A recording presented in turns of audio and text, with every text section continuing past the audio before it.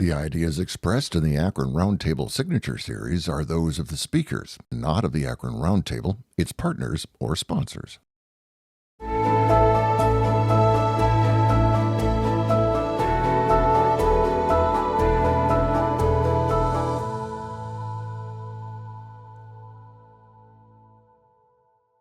It is our privilege to welcome today's speaker, Dr. Kathy Fay, Margaret Clark Morgan, Executive Director, Cummings Center for the History of Psychology on the University of Akron campus. The topic of Kathy's presentation is Why Akron? Reflecting on 60 years of the archives of the history of American psychology. Dr. Fay has agreed to take questions from the audience following today's conversation. Patrick Keating, Akron Roundtable board member, will moderate the Q&A. To submit a question, please refer to the brochures at your table, or you can scan the QR code that will be projected on the screen. Feel free also to submit a question at any time during the presentation. You don't need to wait until Kathy's presentation is over. If something that she mentions or you have something on your mind, submit that question and we'll make sure that that gets in the queue. The Asker technology that we use is made possible by a gift from the Greater Akron Chamber.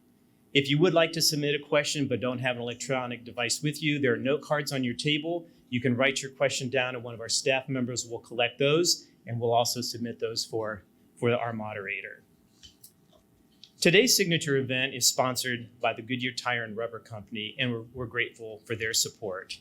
We're also incredibly happy to have RJ Niemer, President of the University of Akron, two-time alumnus, with us today to introduce today's speaker. RJ?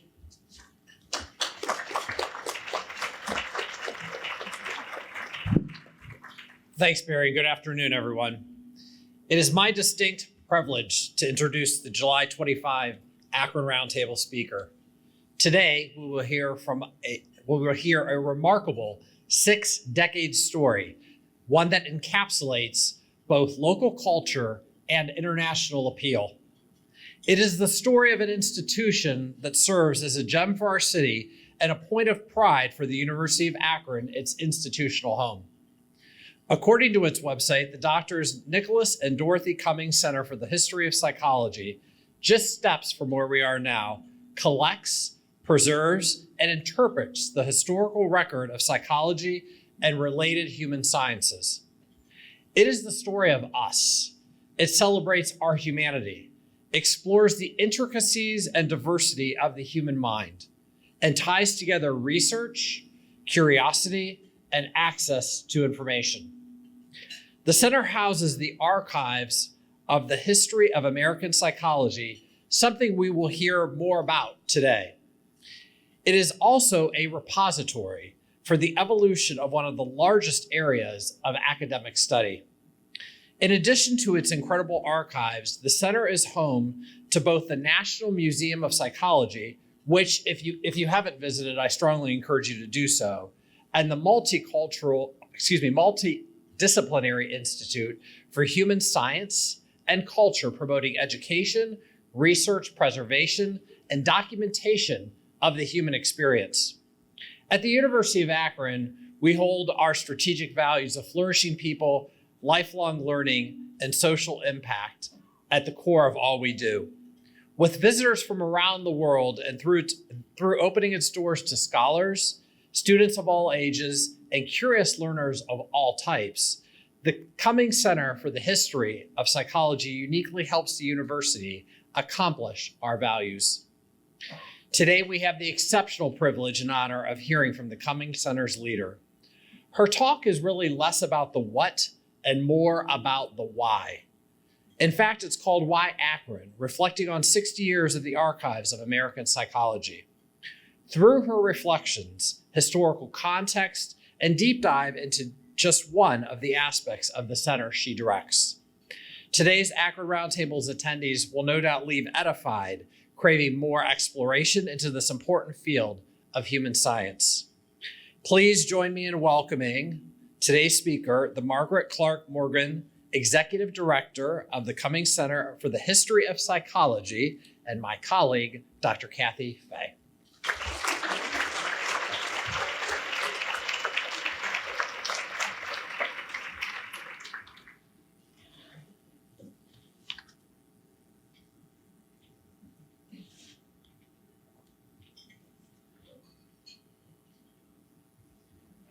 Well, thank you for that kind introduction, President Niemer. And thank you to the team at the Akron Roundtable for having me here today, for the sponsors of the Akron Roundtable as well. It's always a pleasure for me to be among the wonderful folks of Akron.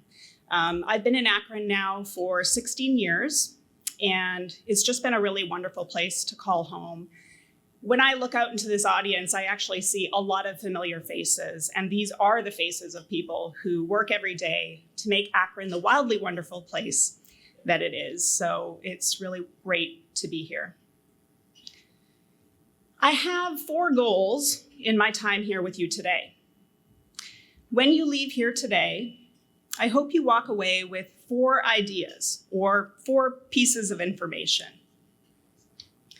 First, I hope you leave here thinking about how psychology shapes our everyday world, how it is around us every single day, perhaps in ways that we don't always realize.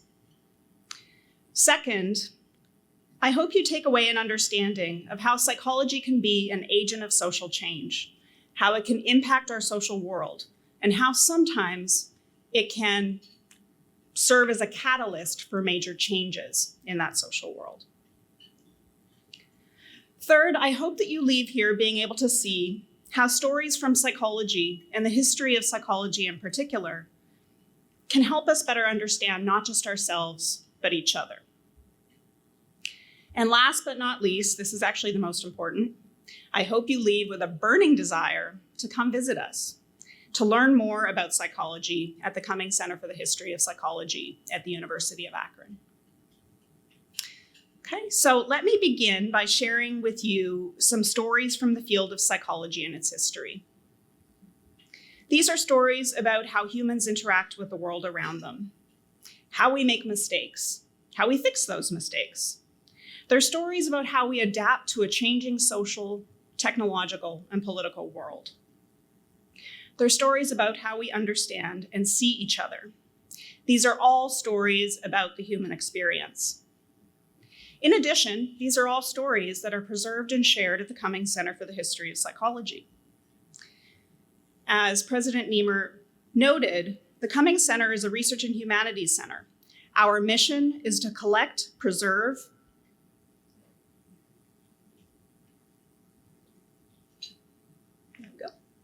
Our mission is to collect, preserve, and share psychology's history. And our vision, which guides that mission, is to activate the history of psychology and other human sciences in ways that help us better understand ourselves, our world, and each other. Now, I'm going to tell you a little bit more about the Cummings Center a little later on. But for now, I want to begin by sharing with you a few stories from our archival stacks.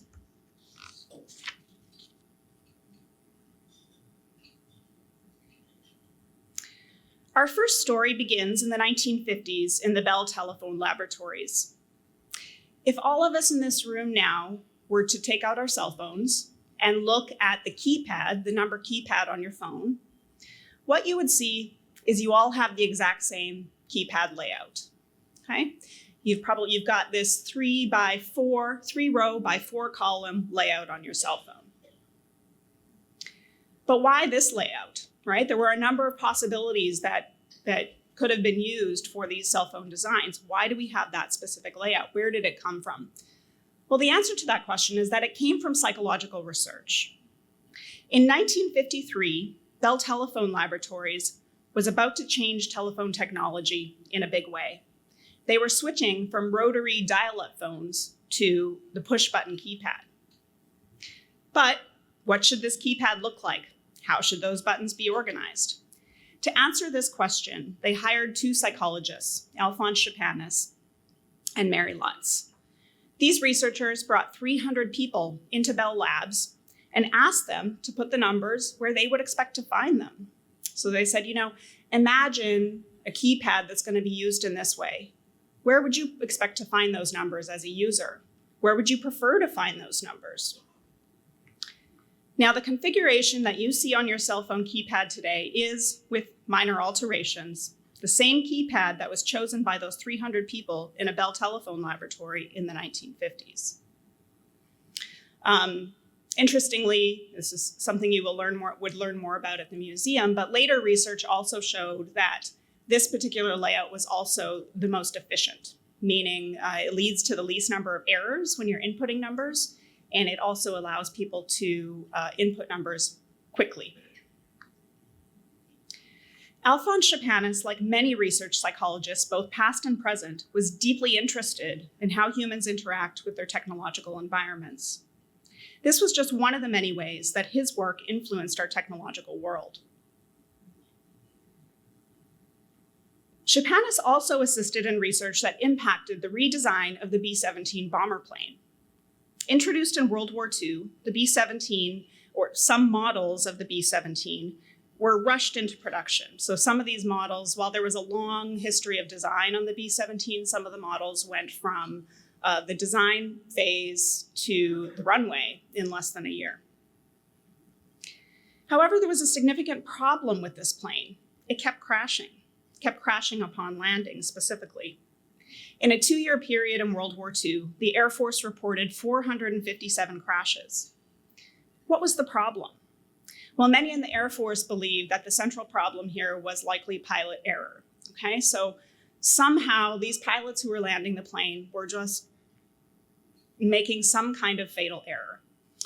They thought perhaps they were fatigued, overworked, not paying attention, or perhaps they weren't properly trained. The answer then, of course, to this problem would be more training.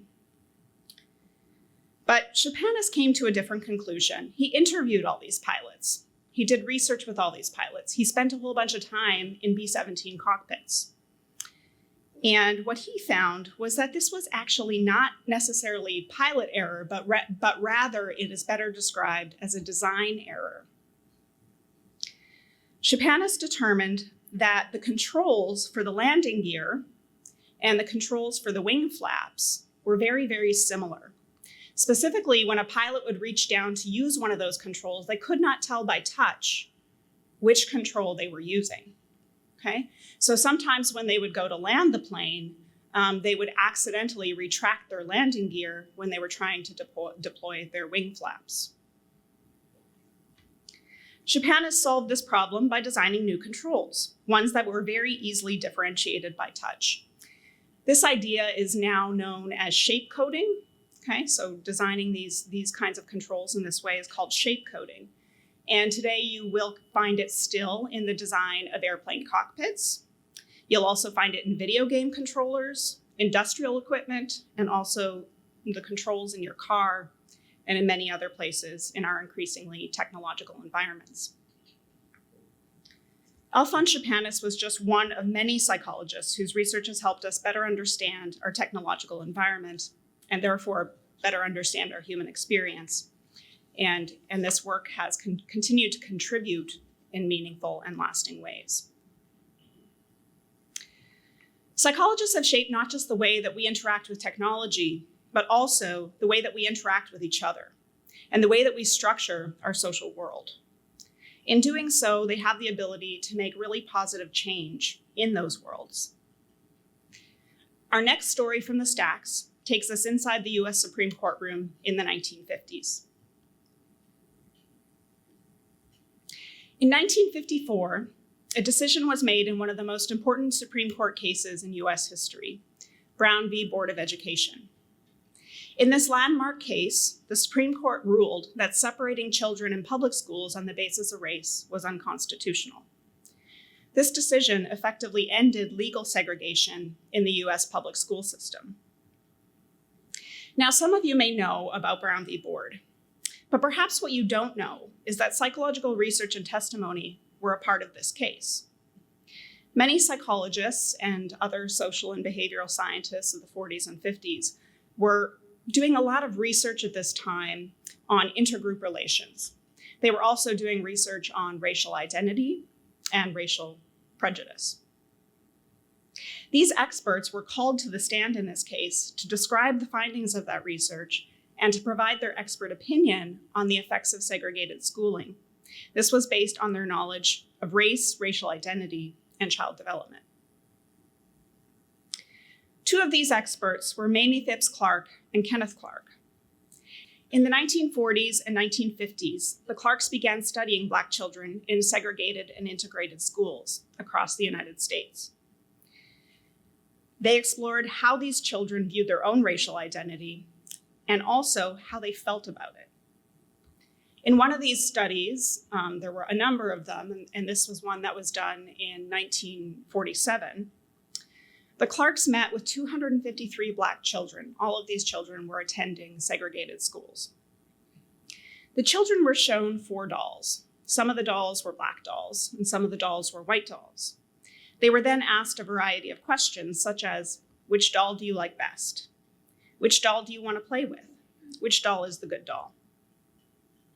More than 65% of the children in this study chose the white doll. The Clarks described their research in their Brown v. Board testimony. They also described a growing body of social science research that suggested that segregation had damaging effects on children's development. This research was directly cited in the Supreme Court's final ruling in Brown v. Board. And it was, in fact, the first time that social science research was cited in a Supreme Court decision. Now, a caveat, as historians do, like most historical stories, this one's a little more complicated than the way I'm sharing it here. There was massive resistance against school desegregation after Brown v. Board, particularly in the South, and legal battles around this continued for a number of years after Brown v. Board. And of course, much work remains to be done in relation to educational equity. Nonetheless, Brown v. Board and the psychological research that supported the case was a landmark moment in the civil rights movement, and it's one that permanently altered our educational landscape. The Clarks and their work also contributed meaningful change at a local level. In 1946, the Clarks launched the Northside Center for Child Development in New York City. Seeing few services being offered to Black families in New York, the Clarks aimed to provide educational, social, and mental health services for youth in Harlem. They began this new center in a one-room apartment with a staff of volunteer psychiatrists, psychologists, pediatricians, and social workers. In their first year, the Clarks and their team of volunteers served 60 children. Today, the Northside Center for Child Development, begun by Mamie Phipps Clark and Kenneth Clark in 1946, is thriving. It includes a school, a daycare, day camps, Head Start programs. They provide therapy, tutoring, nutrition workshops, and parenting classes, serving more than 2,000 children a year. Through their work contributing to the Brown v. Board decision and the legacy they created with the Northside Center, the Clarks left a permanent imprint on our social world. So I've talked about how psychology has helped us better understand our technological world. And I've also talked about how it has shaped our social world. And I want to tell one more story. And this one is about how psychology helps us better understand ourselves and also each other. Our final story takes us to Europe after the end of the Second World War.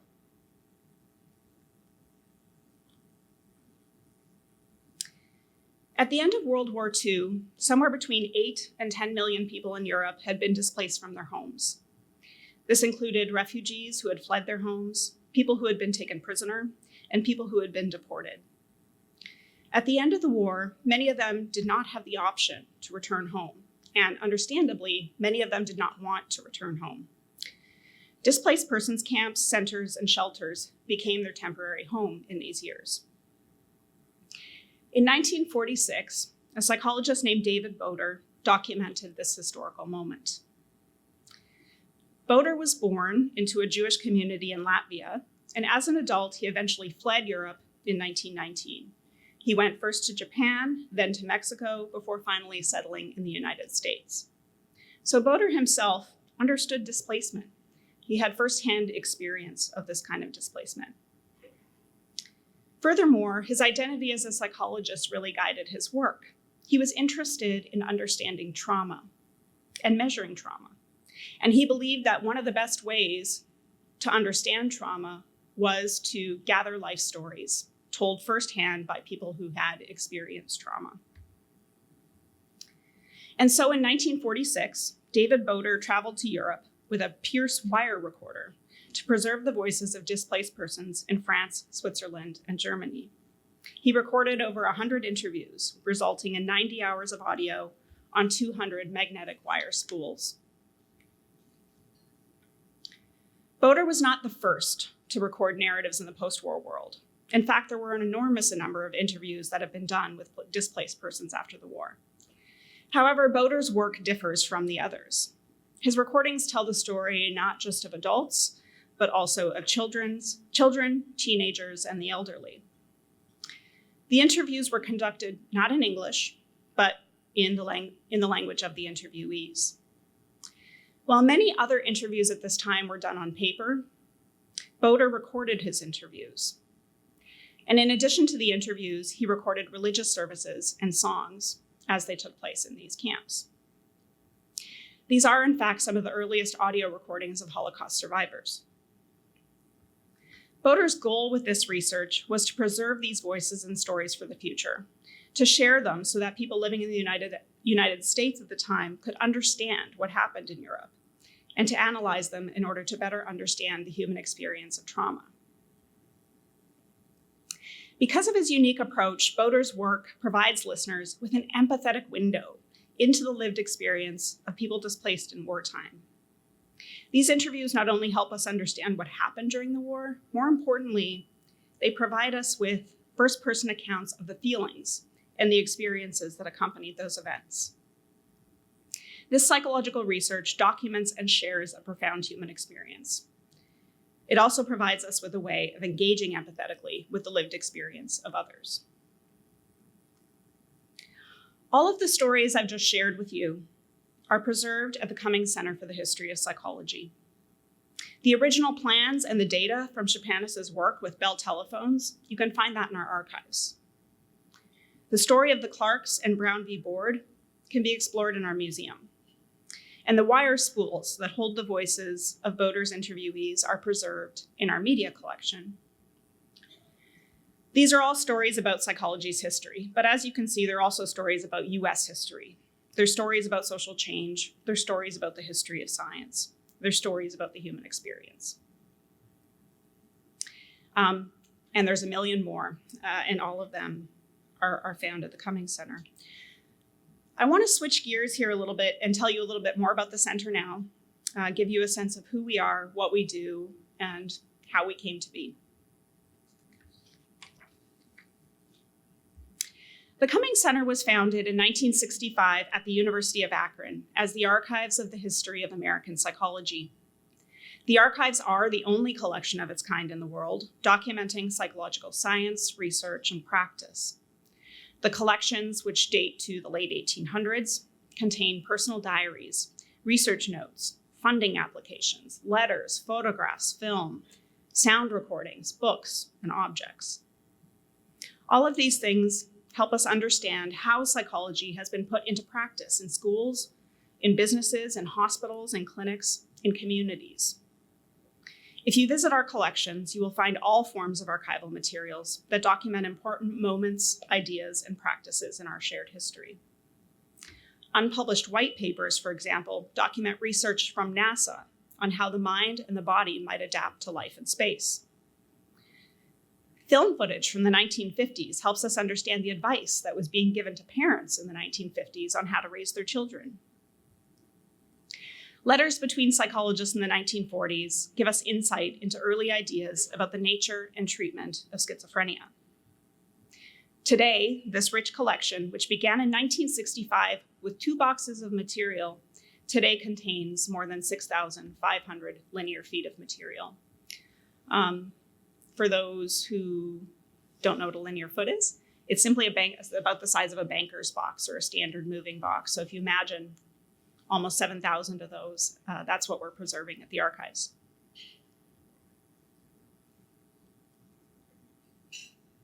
Over the years, our archives and these collections have continued to grow steadily. In 2010, with much support from donors and the gift of a wonderful historic building from Roadway Express, The archives moved out of the basement of the Polsky Building in downtown Akron and into a 4-floor facility on the corner of College and Mill Street. This allowed us to continue expanding our collections. Maybe even more importantly, however, it gave us the opportunity to expand our identity as a cultural institution. In 2018, we opened the National Museum of Psychology. The museum is the only one of its kind in the world focused on exploring psychology's history and its relation to US society. The museum examines how psychology has shaped our everyday lives, looking at psychology as a profession, a science, and an agent of social change. In addition to permanent exhibits, the museum hosts several temporary exhibits. Our current exhibit, I encourage you to come visit, is called Psychology Takes Flight, and it explores the history of aviation psychology, looking at how psychologists were working with the US Army Air Forces during World War II to redesign aircraft, train pilots, all that kind of stuff. I think you find Chapanis actually in that exhibit. In this museum, visitors are encouraged to explore psychology and its history, but they're also encouraged to engage directly with the exhibits in order to learn more about themselves and each other. If you come visit our museum, you can test your own reaction time. You can take some personality tests. You can take intelligence tests from the early 1900s, and you can test your ability to multitask. Spoiler alert, you're going to be really bad at it. In 2019, we launched the third branch of the Cummings Center, the Institute for Human Science and Culture. The Institute's collections and exhibitions expand beyond psychology, and the work of the Institute is geared specifically at hands-on teaching and learning for the University of Akron and Greater Akron communities. Through the Institute, we offer graduate and undergraduate certificates that teach students from all disciplines about working in museums, archives, and other cultural spaces. The students in these programs work directly with our historical and cultural collections. And importantly, they work with experts from across cultural organizations right here in Akron, including folks from the Akron Public Library, the Summit County Historical Society, Stan Hewitt, Hauer House, and other organizations. In the course of this certificate program, they learn how to tell stories about historical and cultural objects, how to manage cultural collections, and how to share those collections meaningfully with their communities. More than half of the students who have completed these certificate programs have gone on to work in cultural spaces. In fact, you will find many of them in the growing number of world-class cultural spaces right here in Akron. Because we're celebrating the 60th anniversary of the Psychology Archives, I have focused most of this talk on our psychology collections. But the Institute for Human Science and Culture is perhaps our fastest growing and most dynamic branch. It is quickly becoming a known and trusted collaborative hub for the campus and the community, bringing together educators, learners, artists, cultural specialists, and creators from different fields and different backgrounds and different communities all across Akron. As a result, the Institute and our collaborators are producing critical and thoughtful interdisciplinary exhibitions, classes, and community programs. Together, the Archives, Museum, and Institute provide a space for experiential learning, practical education, creative collaboration, and community gathering in Akron. However, our reach extends beyond the city of Akron. The center's collections and its programs have also made their way out into the big wide world. If you have visited the Ellis Island National Museum of Immigration in New York, you may have seen artifacts from our collections. The Ellis Island Museum exhibits 6 psychological tests from our archives. These are tests that were used to assess the psychological status of new immigrants at Ellis Island in the early 20th century. If you find yourself in Berlin, I hope you will visit the Jewish Museum of Berlin, where you will find one of the containers of the wire spools from David Boder's interviews with displaced persons. The spool is part of a larger permanent exhibit on Jewish history in Germany, in a section that tells the story of the Holocaust. We have also shared our collections globally through our own traveling exhibits. One of the most successful of these exhibits came through a partnership with the Smithsonian Institution. Since 2002, the center has been an affiliate of the prestigious Smithsonian Institution. This affiliation provides a vibrant partnership between cultural institutions and the Smithsonian. This partnership allows us to exchange objects with one another, but perhaps more importantly, it facilitates the sharing of knowledge, expertise, and creative idea making. And I want to give you one example of how we leverage this partnership. In 2016, we partnered with the Smithsonian, the White House Council on Women and Girls, the American Psychological Association, and York University, which is in Toronto, Canada.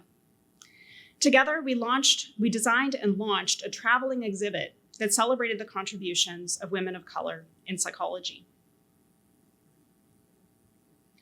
The exhibit relied on materials from our collections, but also the collections of our collaborators. The stories in this exhibit were stories about women psychologists whose work had a lasting impact on the field and on the world. For example, we told the story of Ruth Howard, who in the 1920s began a career with the Cleveland Urban League and the Cleveland Child Welfare Agency.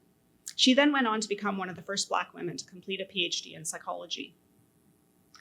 The exhibit also shared the story of Raiko Hama-True, an internationally known Japanese-American psychologist.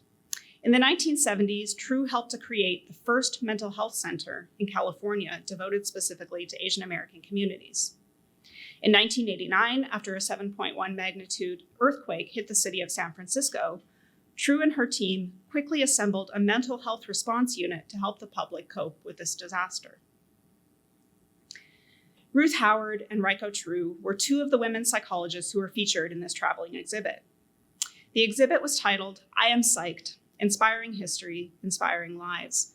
And actually, Dr. Angela Neal Barnett, who is here today, was a part of the programming that we did around this exhibit in Akron. This exhibit launched in Washington, D.C. in 2016. Over the next 3 years, it traveled to more than 35 locations across the United States and Canada.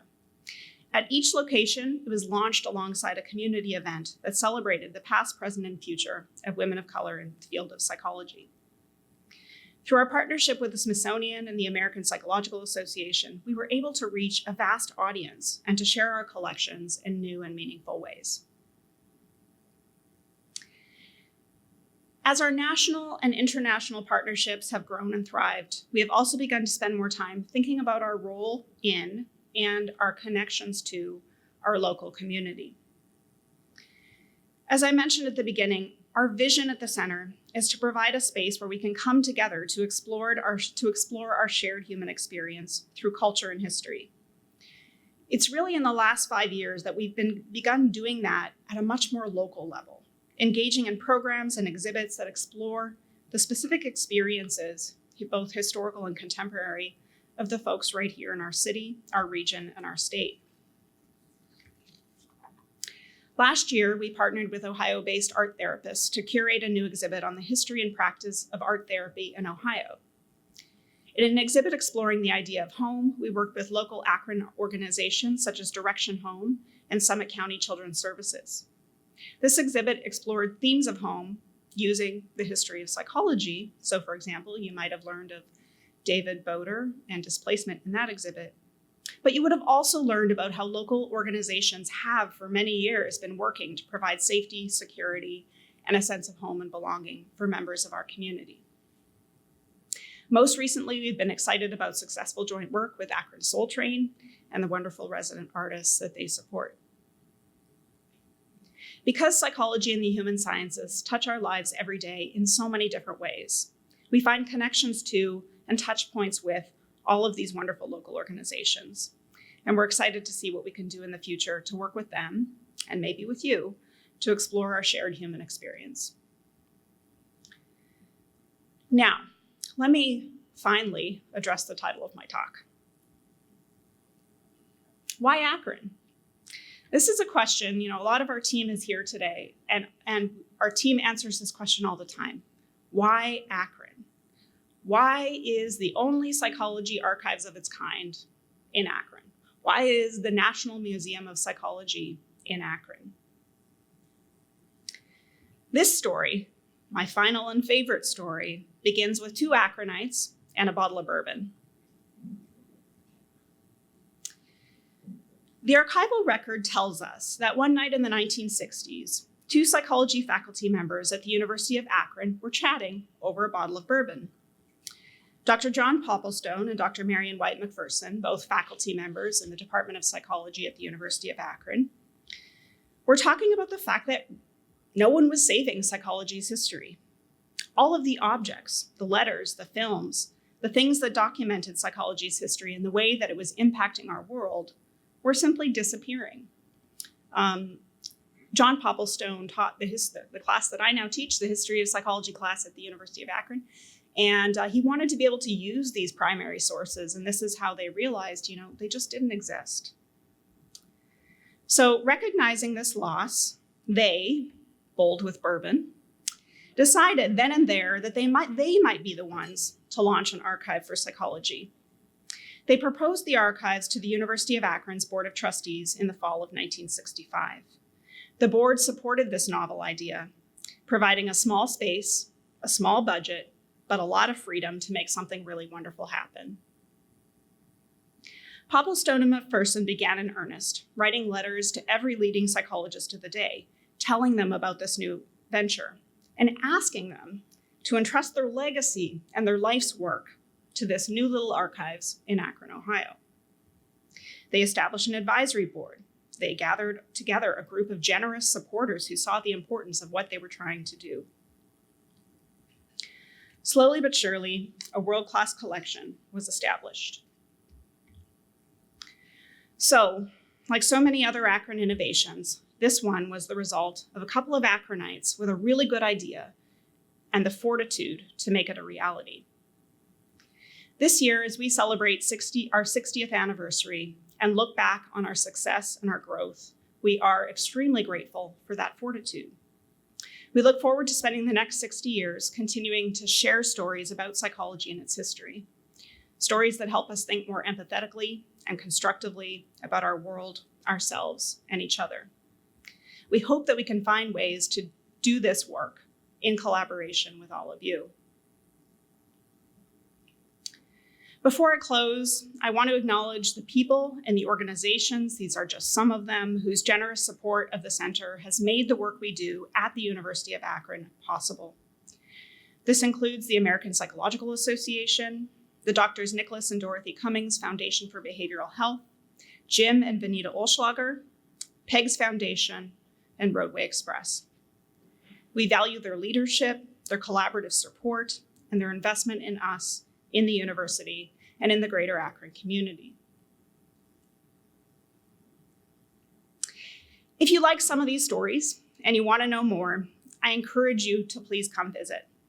Our museum and gallery spaces are open to the public 5 days a week. You can come on in and explore the Institute and the museum galleries. You can also explore the archives. This vast trove of historical material in our archives is open to anyone by appointment. You can find more information about all of this in the pamphlets at your tables, on our social media, in our e-newsletter, which you can join, and also on our website. I would also love to see you at one of our upcoming events, especially this year as we celebrate our 60th.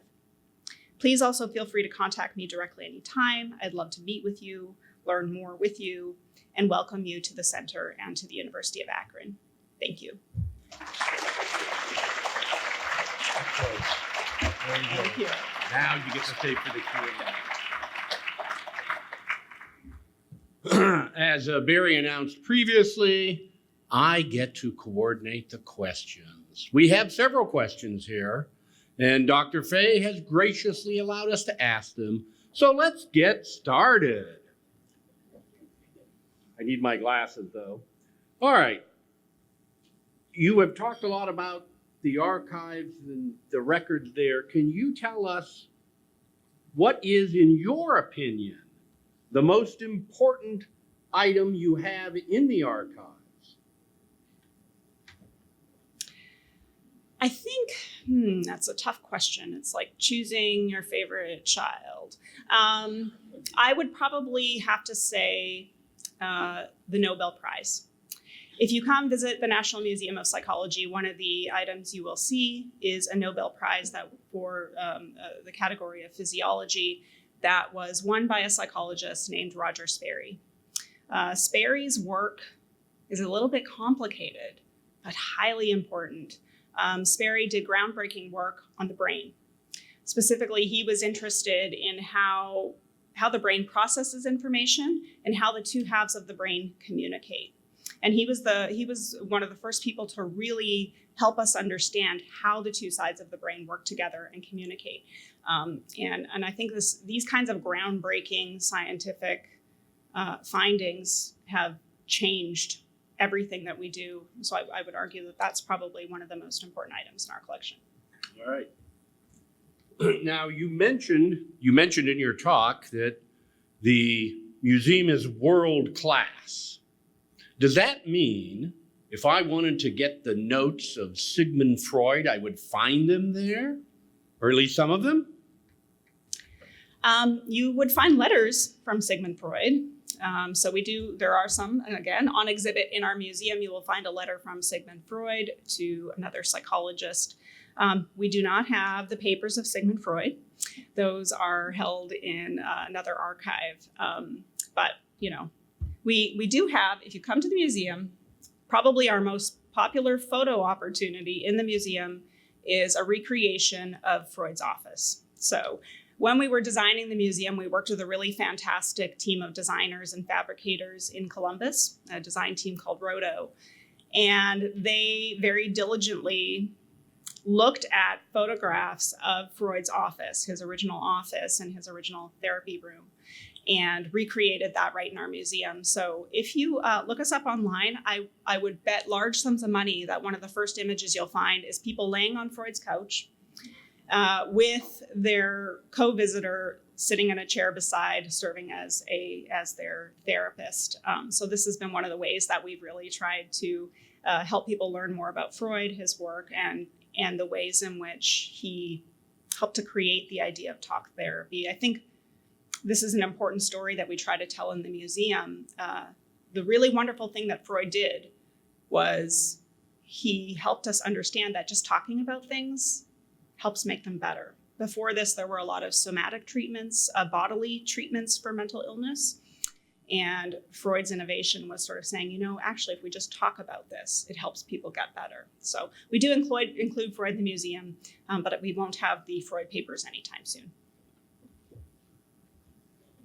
All right, we have another question here that goes off on a slightly different tack. What advice would you give to a young student considering psychology as a field of study, and specifically the chances of employment postgraduate? Yeah, I can answer this pretty enthusiastically. The really, really wonderful thing about psychology is that there are a million ways to be a psychologist.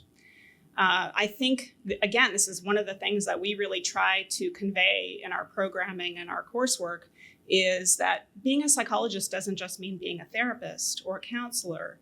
That is really important and good work. But you can also be a psychologist who consults with businesses. You can be a school psychologist. You can be a research psychologist. You could be a historian of psychology. There's a million ways to be a psychologist. And I think that by training in this field, you just really open up a wide world of opportunity. So our psychology students get jobs. That's kind of the simple bottom line of it. Our psychology students at the University of Akron have gone on to do really good things. And I don't see that trend changing anytime soon. So my advice would be to do it and do it well. Thank you. That leads now to a follow-up question. Not that I'm connecting dots necessarily, but if psychologists are so important in our modern economy, what would you identify as the greatest threat to mental health in our modern culture? Decreased funding. I wish I had a more nuanced answer, but I think until we have systems that really invest in mental health care in this country, we're going to struggle to make improvements in this domain. That includes funding to support training the workforce, to support people living with serious mental illness, to support the families who are supporting those who live with serious mental illness. There are many good organizations that are doing this work, philanthropic organizations that are funding this work, but we really need a permanent social structure that funds and invests in mental health care in meaningful ways.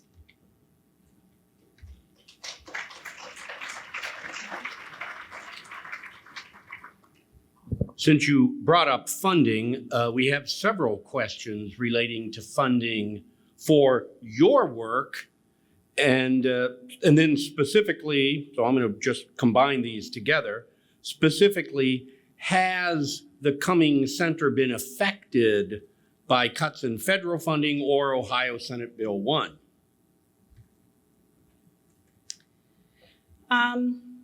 No, I'm happy to say not directly. Our funding, we of course, the University of Akron supports our wonderful staff.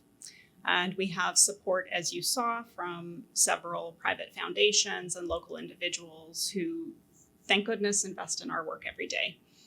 I think the only sort of concern I have around this right now, in terms of our own funding, I have a lot of other concerns, is really just that, all of our programming and all of our exhibits, all of the things we do really are supported by donor funds. And right now, I think that philanthropists are pulled in a lot of important directions. So that does mean that sometimes I think folks who would normally support us are needing to put that support in other places. So the short answer is no. I think everybody is doing the best that they can right now with their charitable giving, and I hope we all continue to do that. One of our members of the audience has asked whether the center has any materials on another important event in Akron history, and that is the founding of AA. We don't. We've maybe found a document here or there in our collections. Whenever there is something related to mental health care that is Akron-centric, or anything related to psychology that is Akron-centric. Of course, we always, as our team calls it, we go down that rabbit hole and we spend some time there and we look really hard. But unfortunately, we don't have a lot of materials on the history of Alcoholics Anonymous. We do have some Akron-centric stories in our collections, though. One of those is the story of Ross Stagner, who was a psychologist at the University of Akron, who was very involved in studying labor organizing and labor unions. So Akron was a good place for him to do that with the rubber workers and all of that. We also have the papers of Fred Fries, who some of you may know was a significant advocate for those living with serious mental illness. Another very interesting Akron-centric story that I think will help us do some really good programs and exhibits on the history of mental health advocacy here in Ohio. Thank you. We have a question here about AI in our modern culture, and if you could address this generally, how that is affecting psychological health and psychology, and also, is there anything that we in the audience can do to put boundaries around the use of AI, both for ourselves and our children?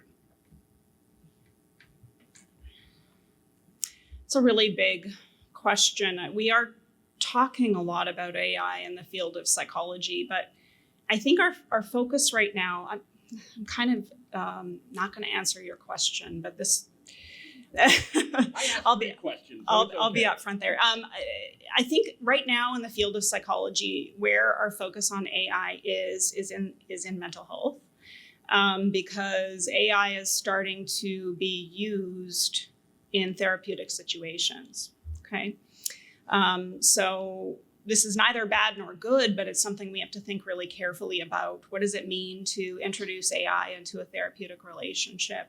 So this is kind of where my thinking about AI is sitting from my vantage point as a psychologist. In terms of the use of AI, I don't know. I mean, I wish I had a good answer to that question, but I'm learning along with all of you in terms of how it is going to continue to shape the way that we learn, the way that we interact with each other, and the way that we gather and present information. So no good answers except to say that it is one of those things that it is a giant part of the human experience right now, and is going to continue to be a very big part of the field of psychology. Well, that will keep you busy in the future, as AI will keep all of us busy. We have several questions here about the number of people that come from an international location to come here to study the archives or go through them. And somewhat related to that is, do you know the farthest distance someone has traveled to Akron to study the archives? Well, we should bring it back. We used to have a map, actually. When we were in the Polsky building, we had just this small little entryway when you first walked into our office space. And we had a big map of the world hanging there. And every time someone would come from a different location, we would put a pin on that map. It was really this nice visual way of tracking, how far we've kind of managed to spread our wings. I don't know about the farthest distance. I mean, we just had a fellow last week from Israel. We've had visitors from Australia. We've had visitors from, I think, every continent. We also have hosted international conferences at the Cummings Center that take place, right in our Institute for Human Science and Culture. So we have a large international audience that way. But it is kind of interesting because our collections focus, you got to draw the line somewhere. So our collections really are based in the US. We focus primarily on US psychology. But nonetheless, as you can see from the story of Boder, these are international collections. So we do get folks from all over the place. There's actually, last week or the week before, I toured a psychologist from Brazil who was interested in getting a better understanding of what psychology looks like in the United States. And she came to our museum to do that. So we definitely have a very wide international reach. All right, for this next question, we will pivot from the international to the local. Does the center partner with the Akron Public Schools on any educational programming? And I would just add, what about other local public schools in the area? Definitely. We've done this in a number of ways over the years. We did this even before we had a museum. Today, mostly, we get classes that come to do field trips and tours of the museum. Again, it is sort of applicable to a lot of different age groups because of the interactivity of the museum. I think it's appealing for many kinds of folks. But maybe I'll give you an example of one project that we did. And I think this was something we did before we had the museum.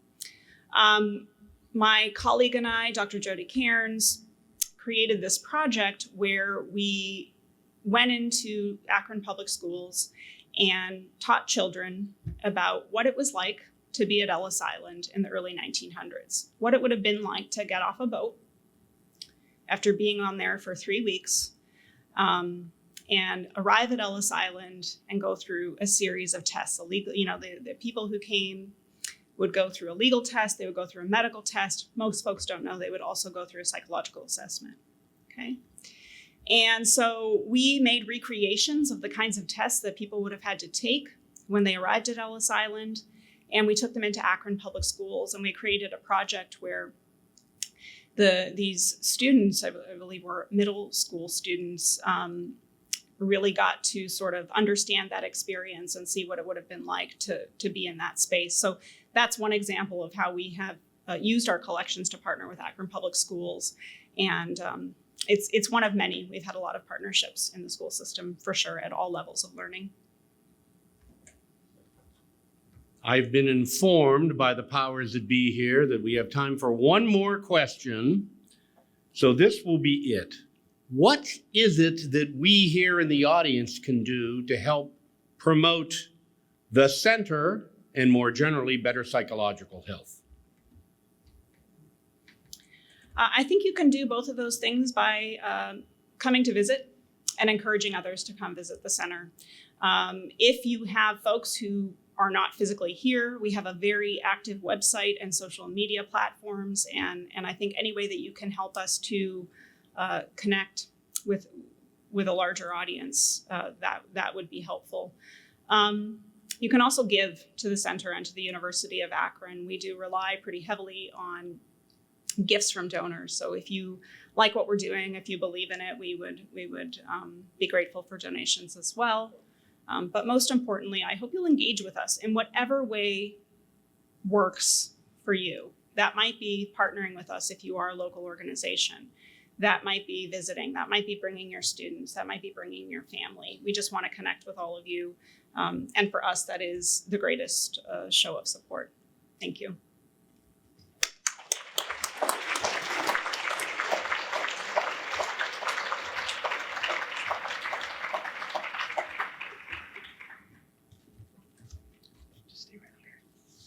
Thank you for being with us today, and we look forward to seeing you next month.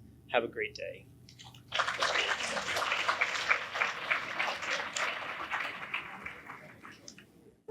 This has been a production of Akron Roundtable, PBS Western Reserve, the University of Akron, and IdeaStream Public Media.